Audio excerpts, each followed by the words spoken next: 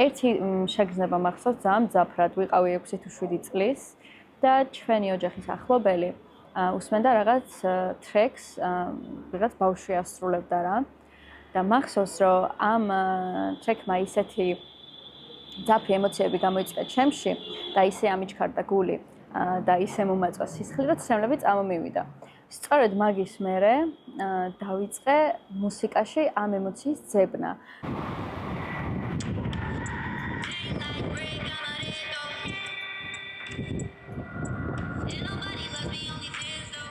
მე ვარ დინა, იგივე ელენე გიგანი, მუსიკოსი და ჩემი სახელი სვანურად ნიშნავს გოგოს და ეს სახელი დავირქვი იმიტომ, რომ ერთგვარი განაცხადი არის თვითონ ჩემთვის, როცა არტისტის სახელად გქვია გოგო.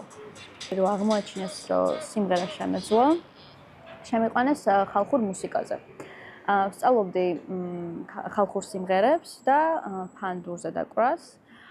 ეს გაგრძელდა რამდენიმე თვე, მერე შევედი ვოკალზე.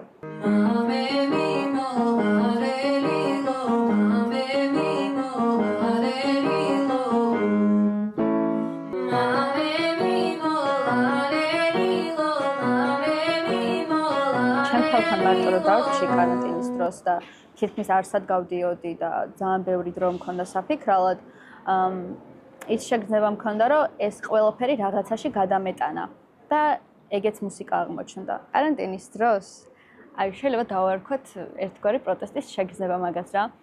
უცებ ჩემ გარშემო აღმოჩნდნენ ისეთი ადამიანები, რომლებიც მუსიკას ქმნიდნენ.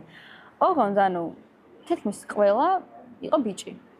და რაღაც დაბნელობის შეგრძნება მქონდა, რა თქმა უნდა ვიცოდი ქართველი ქალი მუსიკოსებიც, მაგრამ ანუ ვერ ვხედავდი ჩემ გარშემო მსგავს ახალგაზრდებს, რომლებიც აქტიურად აკეთებდნენ მუსიკას და იყვნენ გოგონები. მე თვითონ დავწერე ჩემი საავტორო სიმღერა.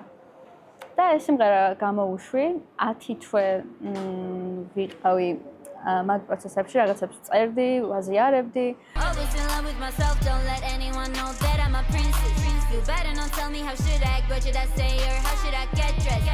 როდესაც ხარ ქალი მუსიკოსი, პირველ რიგში აღგიქვამენ როგორც სექსუალური ობიექტი, რომელსაც უფრო საინტერესოს და მიმზიდველს ხდის მუსიკა და მუსიკოსობა და ეს არის რაღაც ერთგვარი ატრიბუტი თითქოს ქალისთვის. პირველი რასაც ვიტყოდი და რაც ყველა ქალს გვახსენდება, ალბათ არის ის, რომ ამბობენ, რომ ეს მუსიკა შენი დაწერილი არ არის. და ბევრს ქონია ეგეთი გამოცდილება. მაგრამ ჩემ შემთხვევაში ყოფილა ისე, რომ ეს ყველაფერი კაცსაც ულაპარაკია და ქალსაც. ყველა ლაპარაკობს, რომ საქართველოს და ქართულ სცენასა და ინდუსტრიას სჭირდება უფრო მეტი ქალი არტისტი. მაგრამ მე როცა რაღაცა ივენთები ტარდება, როცა ღონისძიებები იგეგმება, ამ ლაინაპებში უმეტესად არიან მაინც კაცები და ისე გამოდის, რომ კაცი არტისტები უფრო პრიორიტეტულები და თვალსაჩინონი არიან. და მე ვიღაცებს შეხსენება სჭირდებათ ხოლმე, რომ აი ქალ არტისტსაც ხომ არ დაბუქავდი და ხო, აი ქალი არტისტიც უნდა დავბუქოთ მართალია. ჩემი ჟანრისა და სტილის პოვნაში ძალიან დამეხმარა, როცა მე თვითონ დავიწყე პროდიუსინგი. მიუხედავად იმისა, რომ ჩემი ახალი სიმღერები არ არის ჯერ გამოცემული და ამას ალბომისთვის ვაკოწიწებ, ძალიან შემეცნებითი პროცესი იყო ეგ ჩემთვის. ლოულავის გამოცემის შემდეგ ჩემ ცხოვრებაში რაღაც ერთი თავი დასრულდა თითქოს და უფრო რაც სხვანაირი და სერიოზული ეტაპი დაიწყო ჩემ ცხოვრებაში, იმიტომ რომ რაღაც საკითხები გადავიაზრე უფრო, ჩემი ღირებულებები უფრო გავათვითცნობიერე, იდენტობაც უფრო მივხვდი რა არის ჩემი. ის ტრეკები, რომლებიც ამ ალბომის მერე შევქმენი, ძირითადად თუ არა, ყველა მათგანი ეხება პოლიტიკურ და სოციალურ თემებს. იმიტომ რომ საერთოდ ძალიან გამიჭირდა თავიდან ამაზე ლაპარაკის დაწყება და ძალიან დილემა მქონდა, ვერ ხვდებოდი როგორ უნდა მელაპარაკა ამ პრობლემებზე რა, მაგრამ ანუ დამჭირდა, რომ ამაზე მელაპარაკა, იმიტომ რომ თავს გრძნობდი, აი არ ვიცი, უმოქმედოდ.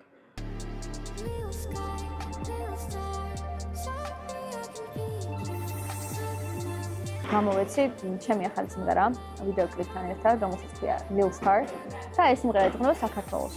და Lil Star-ში იგულისხმება საქართველოს. ეს სიმღერა არის იმ გულის ტკივილზე და სევდაზე, როცა გინდა რომ შენ ქვეყანას აეხმარო, ცდილობ რომ არ ვიცი, ხელში აიყვანო, მაგრამ ვერ აკავს და ვერაფერს აკეთებ, იმიტომ რომ უამრავი დაბრკოლება გვხდება წინ. ამ ვიდეო კლიპში ვდგავარ იმ სისტემების წინ, რომლებიც სახელმწიფოში ყველაზე მნიშვნელოვანია მოკლედ.